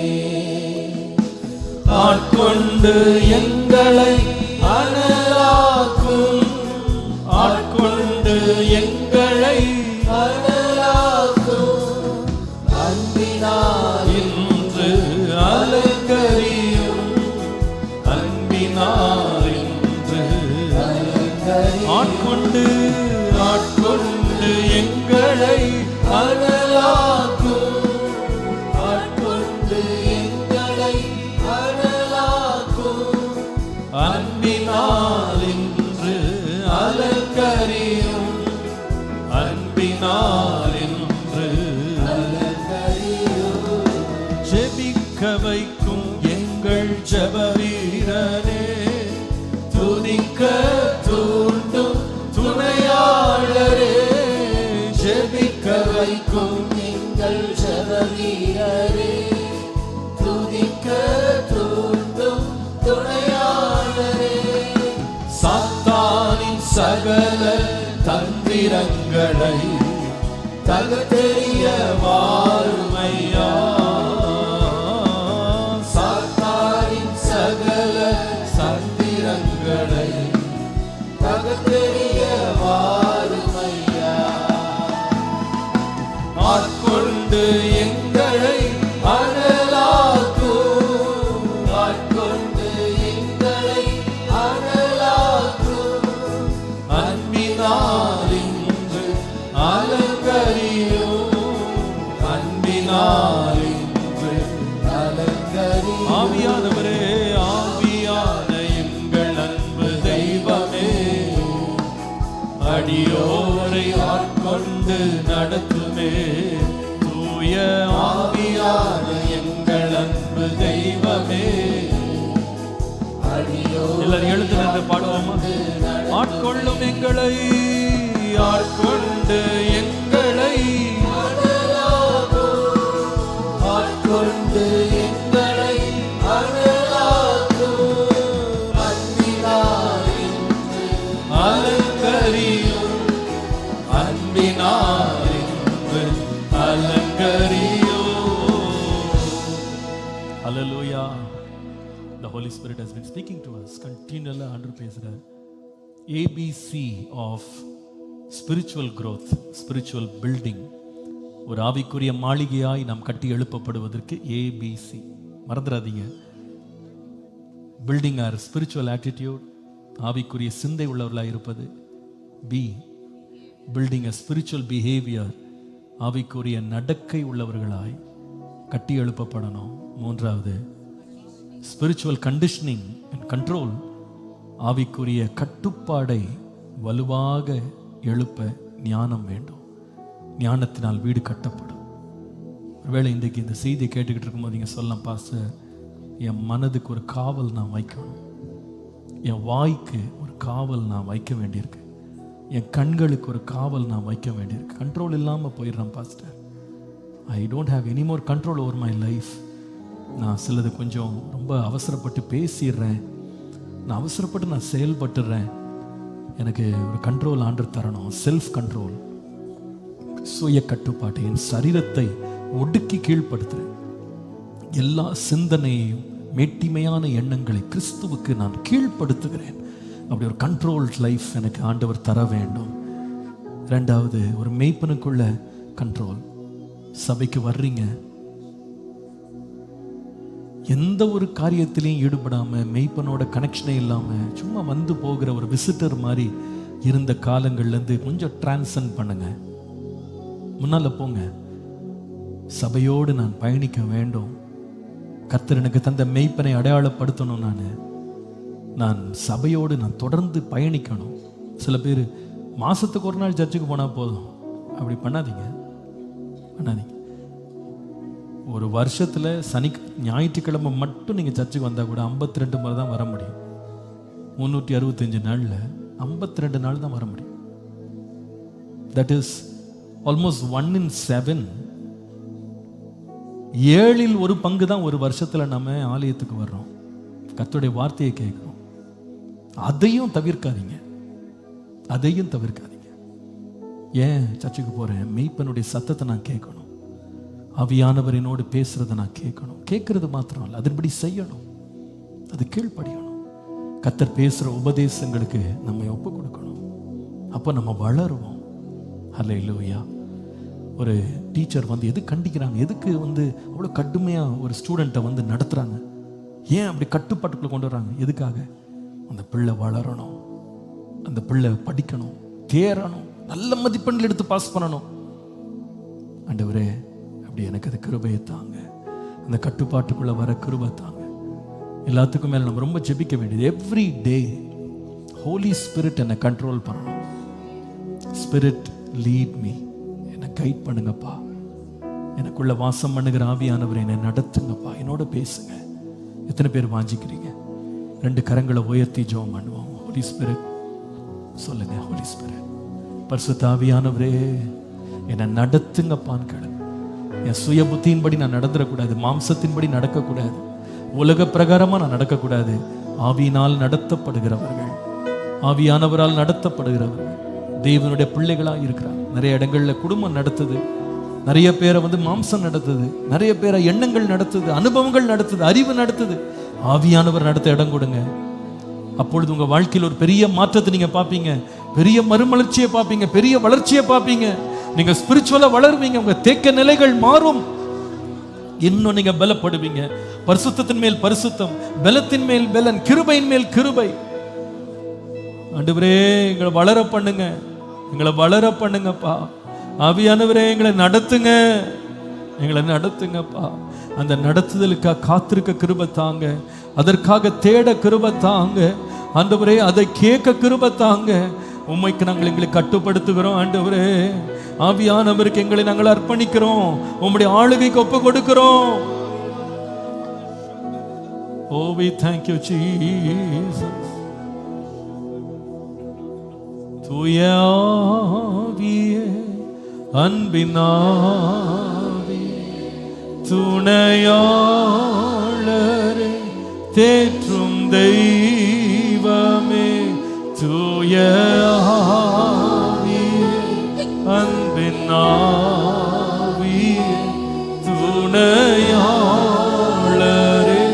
தேற்றும் தெய்வமே, ஊற்று தண்ணீர் உள்ளம் ஏகுதையா, ஓ நீர் வரவே.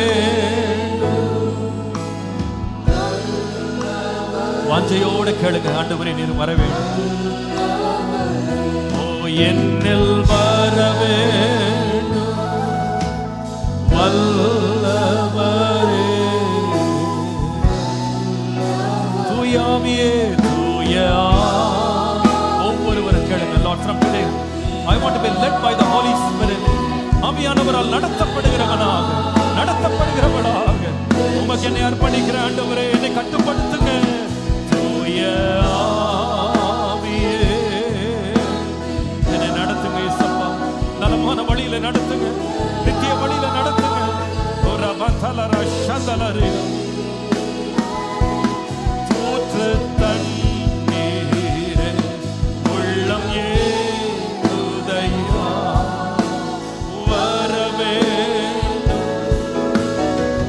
வல்லவரே, நல்லவரே, இப்போ வரவே. கரங்களை உயர்த்தி இயேசுவே என் மேல உம்முடைய ஆவியின் வல்லமையை தாங்க, உம்முடைய நடத்துதலை தாங்க. நல்லவரே, தூய ஆவியே, இயேசுப்பா எங்க சபையை நடத்துங்க, எங்க விசுவாசிகளை நடத்துங்க, எங்கள் கணவன்மாரை நடத்துங்க, எங்க மனைவிமாரை நடத்துங்க, எங்க பிள்ளைகளை நடத்துங்க ஆண்டவரே. எங்கள் சபை முழுவதையும் நடத்துங்க, என்னை நடத்துங்க ஆண்டவரே. துணையாளரே, தேற்றும் தெய்வமே, ஊற்று தண்ணீரே, உள்ளம் ஏகுதையா, வரவே வல்லவரே, நல்லவரே, இப்போ வரவே வல்லவரே, நல்லவரே.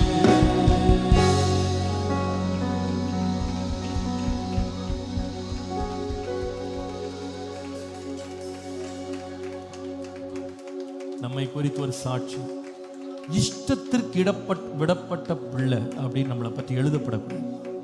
இஷ்டத்துக்கு போவாங்க, இஷ்டத்துக்கு வருவாங்க, இஷ்டத்துக்கு செய்வாங்க, இஷ்டத்துக்கு பேசுவாங்க, இஷ்டத்துக்கு யோசிப்பாங்க, கிடையாது. ஹோலி ஸ்பிரிட், பரிசுத்த ஆவியானவர் என்னை நடத்த நான் என்னை ஒப்பு கொடுக்கிறேன், கட்டுப்படுத்துறேன். Holy Spirit guide me. என்னை நடத்துங்க, என் குடும்பத்தை நடத்துங்க, என் வாழ்க்கையை நடத்துங்க, என் வருங்காலத்தை நடத்துங்க. ஒப்பு கொடுங்க. நல்ல பிதாவே, எங்களோடு தொடர்ந்து நீங்க பேசிக் கொண்டிருக்கிறீங்க. எங்க ஆவிக்குரிய வீட்டை கட்டுறதுக்கு எங்களுக்கு நீங்க தருகிற உடைய ஆலோசனைகளுக்காக நன்றி. எங்கள் மேல் எவ்வளவு நீங்க அன்பாய் இருக்கிறீங்க, எங்களை நேசிக்கிறீங்க ஆண்டவரே. உங்களுடைய வார்த்தையை வெளிப்படுத்துறீங்க, எங்களுக்கு புரிந்து கொள்ளுகிற கிருபையை கொடுத்திருக்கிறீங்க. கேட்கிறவர்களாய் மாத்திரம் அதன்படி செய்ய எங்களுக்கு கிருபை தாங்க. சுய கட்டுப்பாடை பலப்படுத்த கிருபை தாங்க. மெய்ப்பனு கீழே கட்டுப்பட கிருபை தாங்க ஆண்டவரே. ஆவியானவருக்கு கட்டுப்பட கிருபை தாங்க. எங்க வாழ்க்கை வளரட்டும், பெருகட்டும், செழிக்கட்டும், இன்னும் உமக்காய் பிரகாசிக்கட்டும். இயேசுவின் நாமத்தில் பிதாவே.